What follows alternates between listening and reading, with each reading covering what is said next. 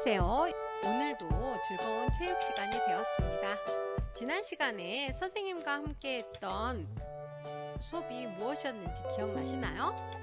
네, 5단원 안전단원이었어요. 안전단원에서 우리가 무엇을 배울 것인지 살펴보았고요. 그리고 건강관리 능력이란 무엇인지, 그리고 이때는 침착하게 대처해야 된다는 것도 배웠습니다. 또 응급처치 상황이 우리 주변에서 발생할 수 있다는 거 배웠죠. 예를 들어서 이렇게 멀리뛰기를 하다가 발목이 삐는 경우가 생기고요. 그 다음 친구가 휘두르는 배트에 맞아서 팔이 부러지기도 합니다. 또 오래 달리기를 하다가 심정지가 올 수도 있고요. 그 다음에 아령을 들는데 손목이 찌릿찌릿할 수도 있어요. 그리고 이렇게 트니클링을 하다가 넘어져서 무릎에서 피가 나고 있네요. 이런 응급 상황이 발생할 수 있다는 것을 지난 시간에 선생님과 함께 배웠습니다. 여러분들도 기억하시죠? 자, 그러면 오늘은 어떤 내용을 배울 것인지 선생님이 잠깐 어떤 친구의 일기 한번 보여줄 테니까 그 일기에 나와 있는 응급 상황이 과연 지난 시간에 우리가 배웠던 응급 상황 중에서 어떤 응급 상황에 해당되는지 살펴보도록 합시다. 방과 후에 롤러를 타다 넘어져서 무릎에서 피가 났다. 피부가 여러 군데 긁혀서 아프고 쓰라렸다.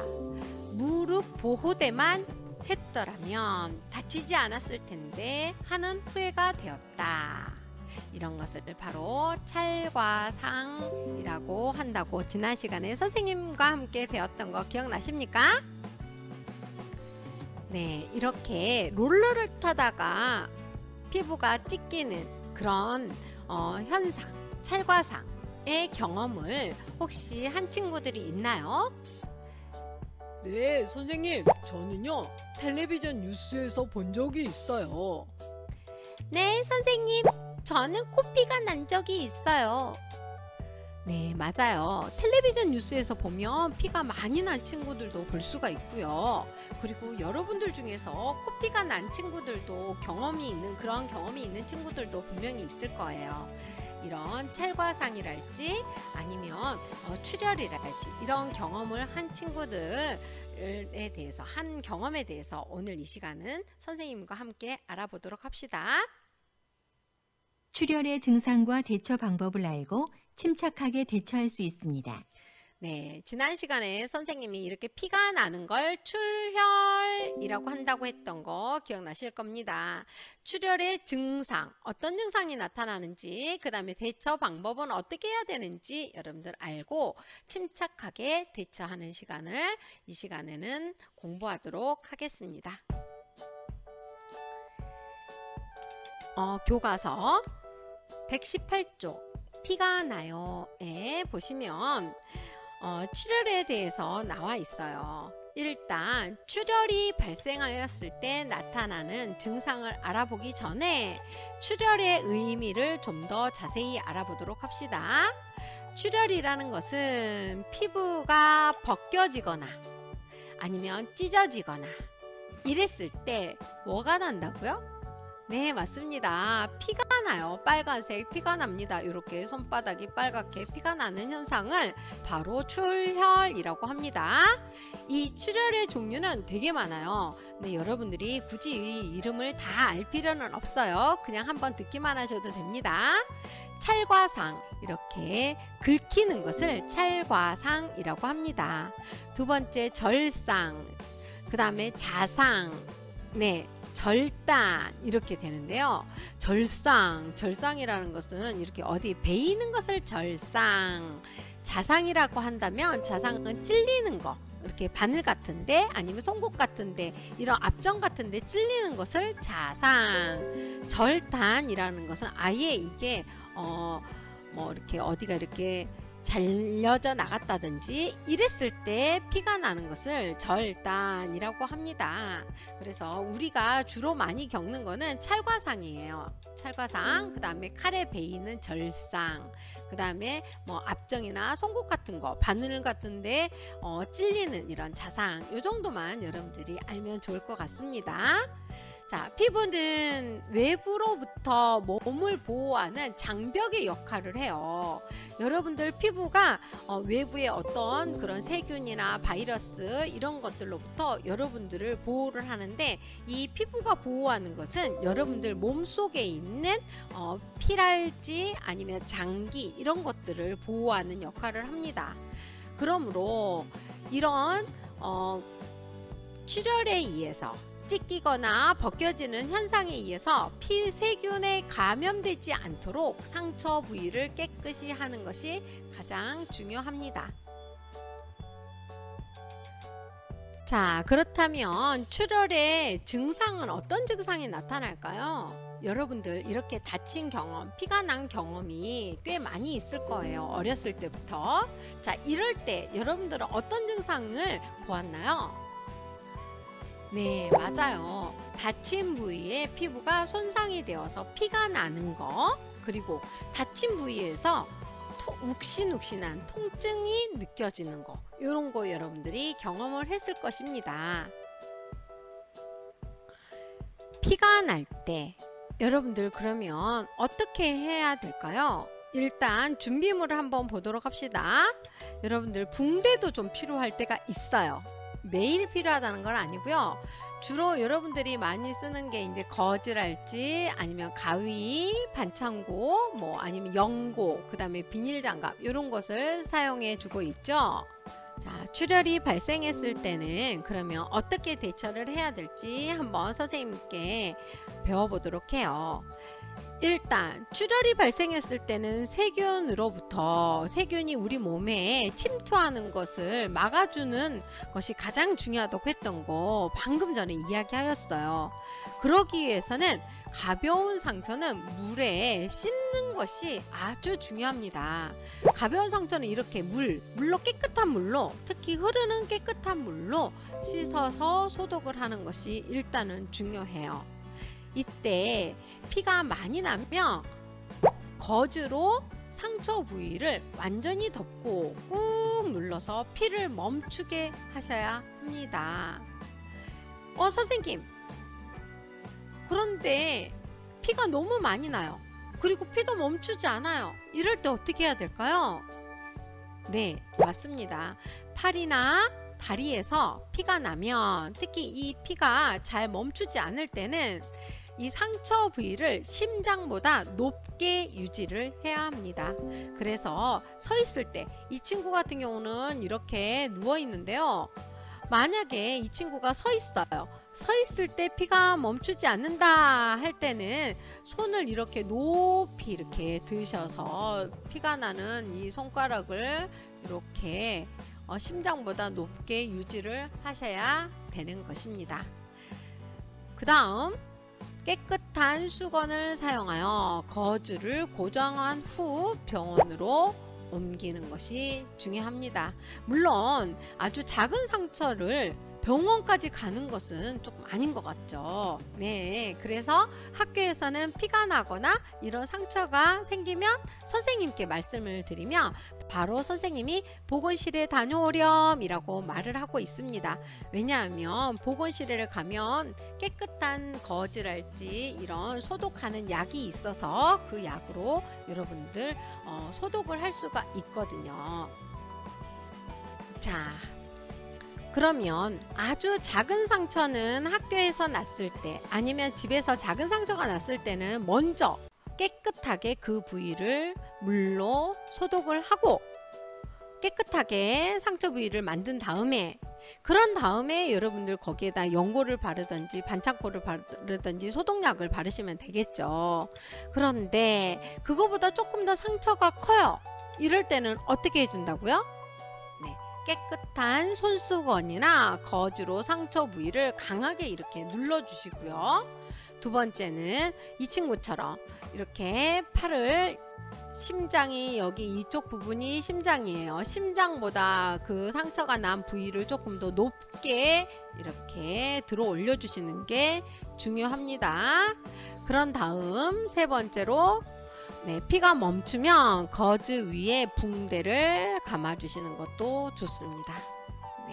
이렇게 보시면 되겠습니다. 대부분 피가 날 때 넘어져서 어디 이렇게 다쳤을 때 이럴 때는 경고를 바른다거나 하면 되는데 갑자기 코피가 나는 경우는 어떻게 해야 될까요? 그런 친구들이 있어요. 분명히 자다가도 코피가 나는 친구가 있고요. 이럴 때는 어떻게 해야 될까요? 일단 앉은 자세를 유지하고 머리를 약간 앞으로 숙이게 하여 혈액이 목으로 넘어가지 않고 코의 앞부분을 통해서 흘러나올 수 있도록 유도해야 합니다. 어떤 친구들은 고개를 이렇게 뒤로 젖히는 경우가 있어요. 이럴 때는 혈액이 목으로 넘어가는 경우가 많습니다.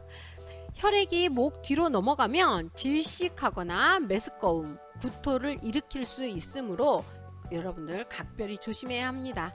이 코피에 대해서는 이따가 선생님이 영상 한번 보여줄 테니까 그 영상을 보면서 이렇게 해야 되는구나 라고 생각하시면 되겠어요.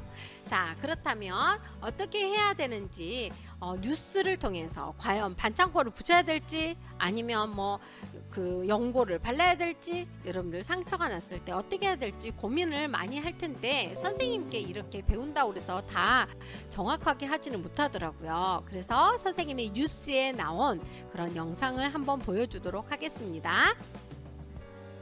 선생님이 보여주는 뉴스는 2015년 4월 24일 KBS 뉴스예요. 이 KBS 뉴스에 어떤 내용이 나오는지 한번 보도록 합시다.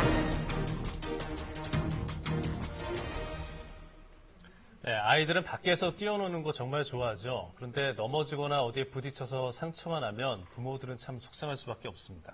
아이들도 그렇고 또 어른들도 상처가 생기면 괴롭고 흉터가 남지는 않을까 걱정을 하게 되는데요. 모은희 기자와 함께 오늘 올바른 상처 치료법에 대해서 알아보겠습니다. 이게 또 응급 대처가 중요할 것 같기도 하고 그래요. 우리가 애들을 키우다 보면 사실 찰과상쯤은 별거 아니라고 생각하시는 부모님들이 많거든요. 하지만 평생 흉으로 남을 수도 있기 때문에 상당히 주의를 해야 합니다. 보통은 상처에 빨간 약 아니면 연고 바르는데요. 요새는 종류도 참 다양해졌더라고요. 가루 형태로 생긴 연고도 있고요.